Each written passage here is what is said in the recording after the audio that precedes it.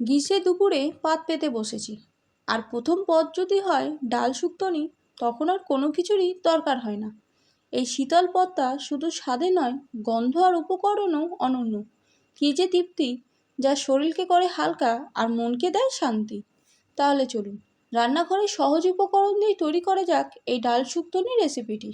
নমস্কার বন্ধুরা, আমি পায়েল। আপনারা দেখছেন পায়েলের পাকশালা ইউটিউব চ্যানেল। এই ডাল শুক্তনি রেসিপির জন্য এখানে আমি 300 গ্রামের মতন মুগের ডাল নিয়েছি। প্রথমেই ডালগুলোকে আমরা 2-3 বার জল পাল্টে পাল্টে ধুয়ে নেব।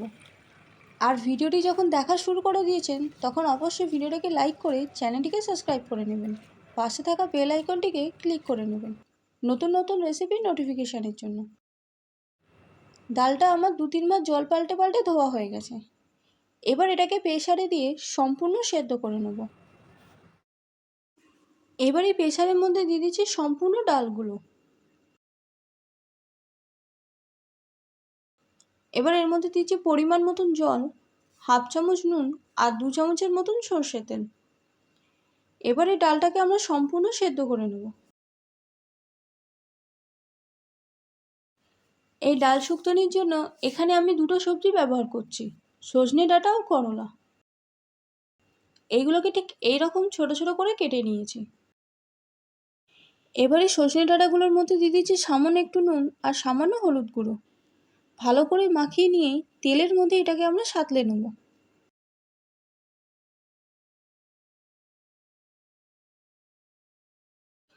এবারে কড়াইয়ের মধ্যে দিয়ে দিচ্ছি সামান্য একটু সর্ষের তেল। তেলটা গরম হয়ে গেছে। প্রথমেই আমরা সজনে ডাঁটাগুলোকে দিয়ে দিচ্ছি। এই সজনে ডাঁটাগুলোকে হালকা সাঁতলে নিয়ে মিনিট 2-এর মতন ভাজা ভাজা করে নিয়েই আমরা তুলে নেব। সজনে ডাঁটাগুলো ভাজা হয়ে গেছে। এবার এগুলোকে তুলে নিচ্ছি।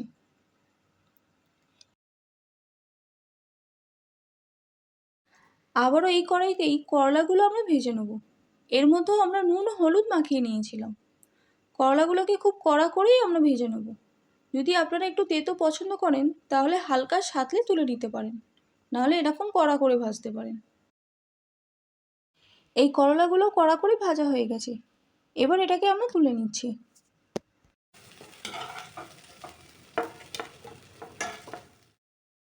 আবারও অন্য একটা কড়াইতে দিয়ে দিচ্ছি সামান্য একটু সর্ষের তেল।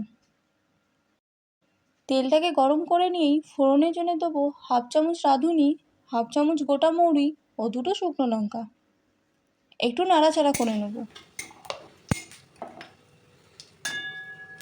ফোড়ন থেকে সুন্দর গন্ধ বেরোনোর পর দিয়ে দেবো 1 চামচের মতন আদা বাটা।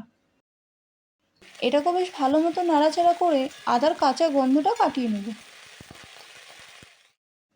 আদার কাঁচা গন্ধ কেটে গেছে। এবার দিয়ে দিচ্ছি সেদ্ধ করে রাখা ডালটা। একটু নাড়াচাড়া করে নেব। তারপর আমরা অপেক্ষা করব এই ডালের থেকে ফুট আসার জন্য। ডালের থেকে খুব সুন্দর ফুট চলে এসেছে। এবার দিয়ে দিচ্ছি 2টো চেরা কাঁচা লঙ্কা, পরিমাণ মতো নুন আর 1 চামচ হলুদ গুঁড়ো। এবার সব উপকরণকে ভালো মতন মিশিয়ে নিয়ে আবারও এটাকে আমরা একটু ফুটিয়ে নেব।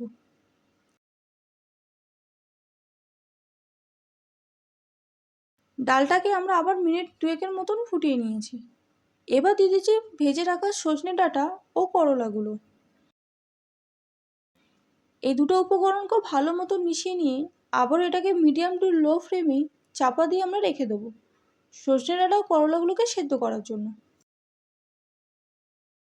ফিরে এলাম মিনিট 7-এর পর। এবার দেখে নেব ডালের কী অবস্থা। এই দেখুন, সজনে ডাঁটা ও করলাগুলো আমাদের সেদ্ধ হয়ে গেছে।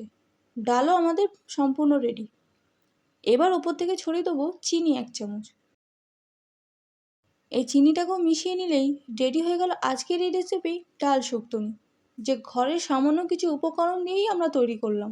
দেখলেন তো? আর ভিডিওটি যদি ভালো লেগে থাকে অবশ্যই লাইক করে চ্যানেলটিকে সাবস্ক্রাইব করে নেবেন। পাশে থাকা বেল আইকনটিকে ক্লিক করে নেবেন নতুন নতুন রেসিপি নোটিফিকেশানের জন্য। তাহলে আজকের মতন এই পর্যন্ত। আবারও দেখা হবে আপনাদের সাথে অন্য কোনো রেসিপিতে। ততক্ষণের জন্য আসি। নমস্কার।